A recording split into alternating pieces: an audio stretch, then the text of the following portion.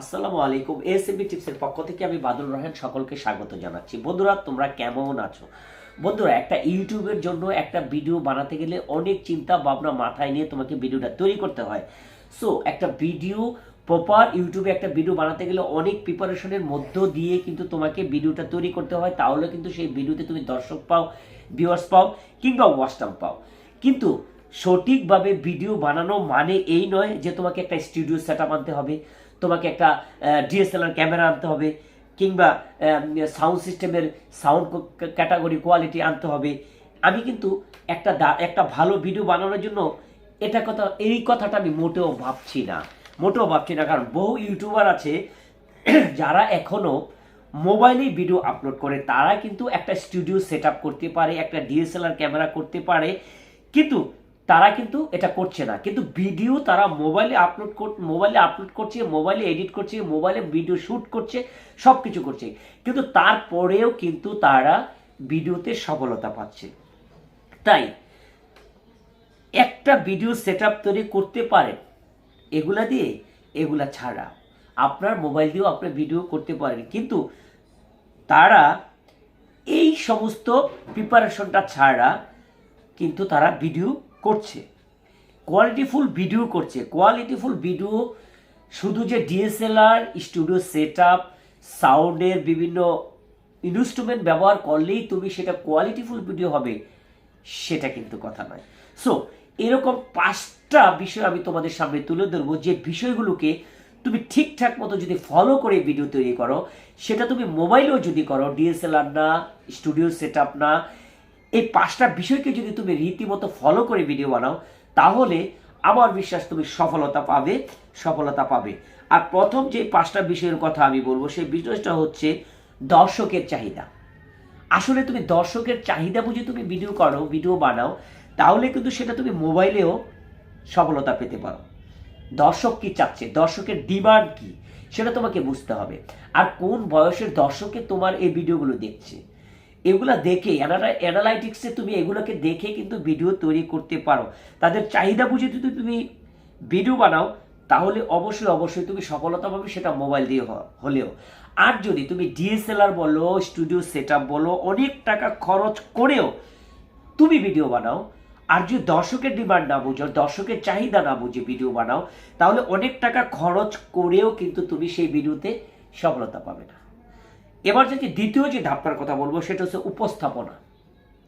তুমি তোমার দর্শককে তোমার প্রেজেন্টেশনটা কিভাবে দিচ্ছ, তোমার প্রেজেন্টেশনটার স্টাইলিংটা কিরকম। লক্ষ্য করে থাকবে বন্ধুরা, যখন কিন্তু ইউটিউবার সুন্দর করে স্টাইলিংসটা করে, কিন্তু তখন কিন্তু দেখো সেই ভিডিওটা যদি একটু খারাপ হয়, তার কথা বলার স্টাইলটা দেখে, তার উপস্থাপনটা দেখে কিন্তু দর্শক কিছুক্ষণ সেটা থেকে যায়। তাই স্টাইলটা তোমার উপস্থাপনের স্টাইলিংটা যদি সুন্দর হয়, এটা কিন্তু একটা অত্যন্ত একটা ভিডিওর জন্য কোয়ালিটিফুল বিষয়। এই বিষয়টাকে মাথায় রেখে তোমার প্রেজেন্টেশনটাকে তুমি সুন্দর কোন বিষয়টার উপর তুমি কথা বলবে, সেটাকে দর্শকের সামনে সুন্দর করে উপস্থাপন করতে পারো, তাহলে কিন্তু তোমার ভিডিও দর্শক দেখবে। অন্যথায় তোমার ভিডিও ছেড়ে তারা চলে যাবে।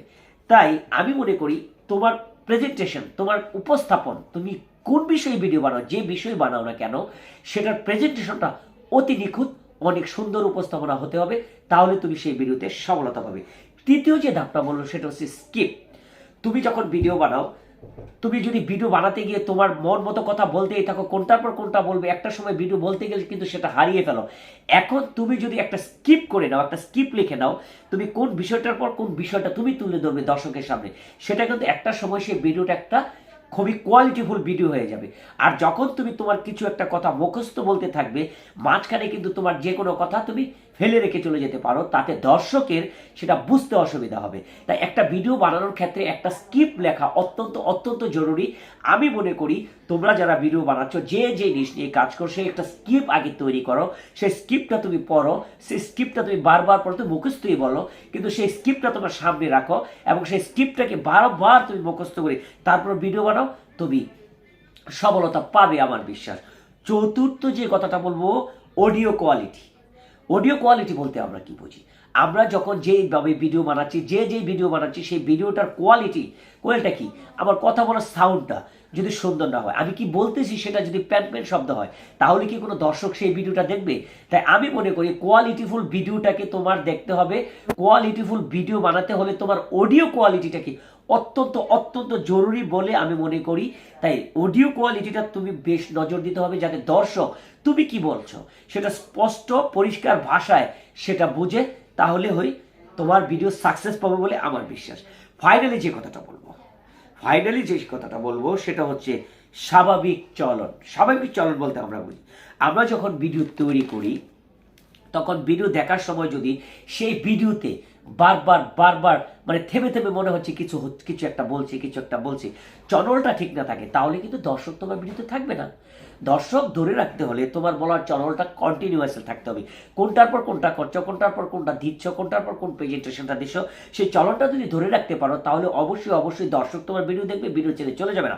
অন্যথায় তোমার এই চলনটা যদি ঠিক না থাকে, তাহলে কিন্তু দর্শক সেই ভিডিও ছেড়ে চলে যাবে, যার ফলে তোমার ভিডিওতে ওয়াচ টাইম, সাবস্ক্রাইব কিছুই হবে না। সো বন্ধুরা, এই 5টা বিষয় যদি তোমরা মাথায় রেখে সুন্দর মতো এই 5টা বিষয়ের উপর জোর দিয়ে তোমরা ভিডিও বানাও, তাহলে তোমার ভিউয়ার্স নিয়ে কোনো চিন্তা করতে হবে না। ধারাবাহিকতা ঠিক রেখে যদি ঠিকঠাক মতো কাজ করে যাও, তাহলে অবশ্যই তোমার ভিডিও সামনের দিনে গেট করবে, ভিউয়ার্স বাড়বে, সাবস্ক্রাইব বাড়বে এবং ওয়াচ টাইম বাড়বে।